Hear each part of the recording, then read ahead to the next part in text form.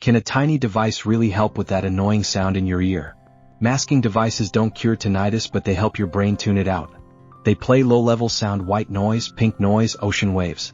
This gives your brain something neutral to latch onto, and it stops obsessing over the ringing.